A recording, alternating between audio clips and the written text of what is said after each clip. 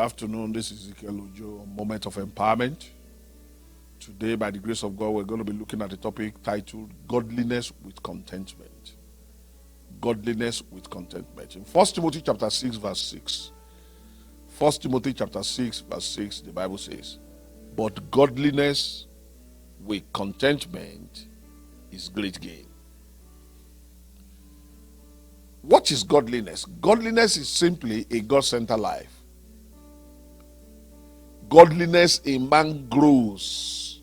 It is not an instantaneous thing. It grows. But not through the pursuit of a process, but through the presence of a person.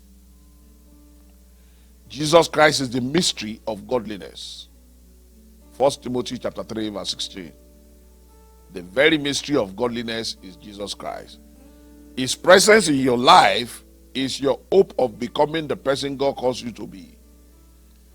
Christ in you is the hope of glory. Colossians chapter 1, verse 27. Christ in you, the hope of glory. What is contentment? Contentment is finding joy in what God has given to you. Finding fulfillment, finding joy in what God has done in your life or what God has given you is called contentment. And the opposite of contentment is greed. And greed destroys your capacity to enjoy what God has given. When you are greedy, you will not enjoy what God has given you. Because you are always looking for more. And you are never contented, you are never satisfied until you get more. When your appetite for getting more has increased, your godliness will decrease. Contentment is a Christian grace that grows over time. It might not come quickly, it might not even come easily, or it might not come naturally. That's why Paul puts it in Philippians chapter 4, verse 12. Philippians chapter 4, verse 12. I have learned to be content.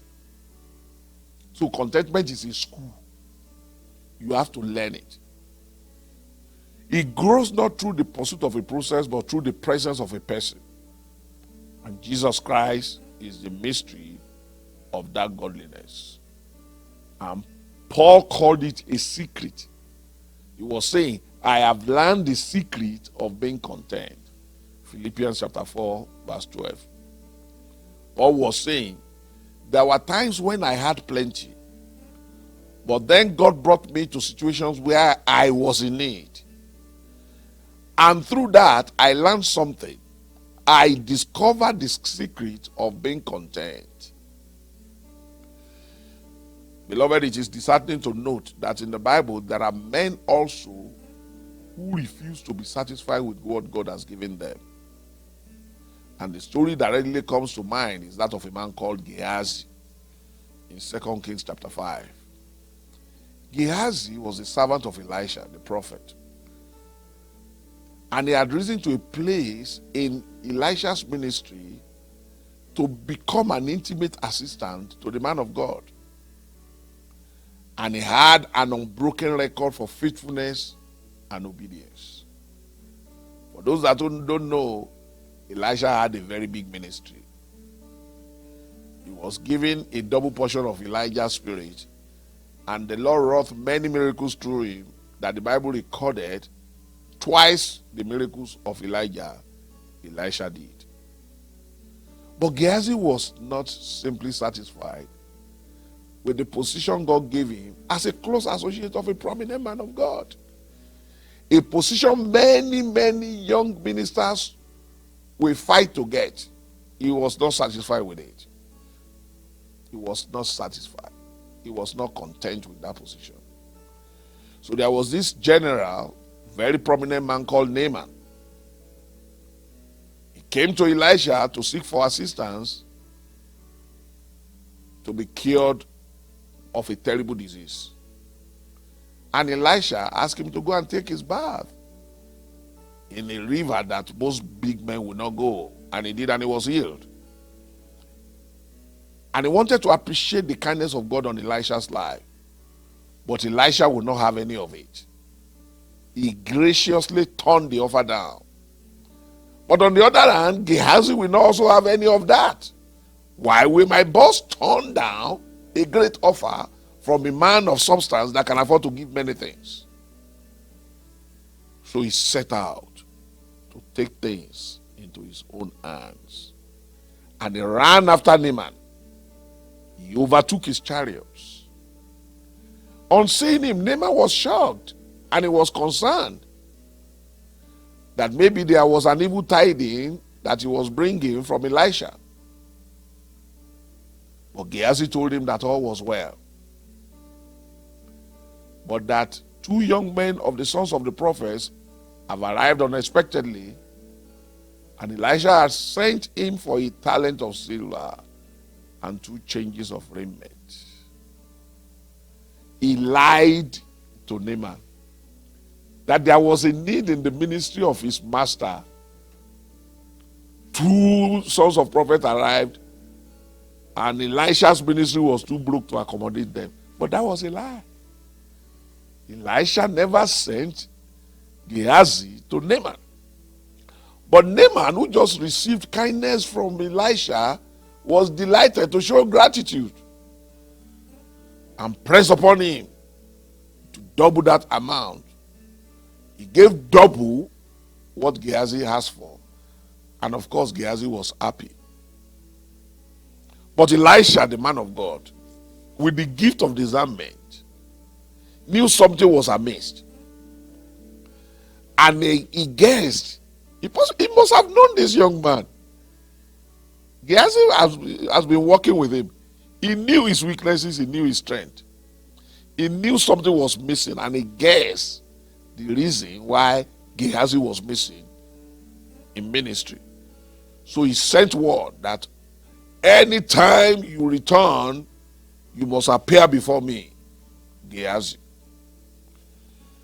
And Gehazi returned, and there he stood, condemned for covetousness, with a condemnation that left a mark upon him forever after. He was covetous. He coveted silver, he coveted gold that heaven did not give him. Only God knows how many young ministers have terminated a great career in ministry for covetousness. How I wish that it did not just end with a reprimand, but he contacted the leprosy of Naaman. The leprosy that Naaman dropped by the river, Elisha released it upon Gehazi. But the leprosy of his body was of little import. He had already fallen a victim to leprosy of the soul. He took an undue advantage of his closeness to Elisha. He used his name unto his own advantage. He lied. Rather than see the closeness he had with Elisha as an opportunity to grow spiritually and possibly take over from Elisha, like Elisha did with Elijah, he preferred the spoils of office to eternal greatness. He was not moved by what God did for Naaman, because he was too familiar with Elisha and his ministry, and he has seen many miracles that Elisha did. It rather became normal to him. Gehazi did not count spiritual health worth very much because it did not mean much to him. He was much more interested in how much Naaman appreciated his restoration to physical health. Beloved, it is better to be contented with what God has done for you rather than pursue things that will get you into trouble. And those things, for your information, they don't last. If Gehazi had been satisfied with what he had, he would have spared himself of the agony and shame of leprosy, and also a transfer of intergenerational sickness to his children and children's children. Being content does not mean one is not ambitious, but rather it is the exercise of self-control while pursuing one's life's ambition. Even in the midst of that ambition, exercise some control. Calm down. We should thank God for where we are and what we have, and let God himself take us to heights he has already prepared for us. Anything short of that positions you to contact the leprosy of personal. May the Lord help us all. Till I come your way same time next week on Moment of Empowerment, I remain Ezekiel Ojo. God bless you.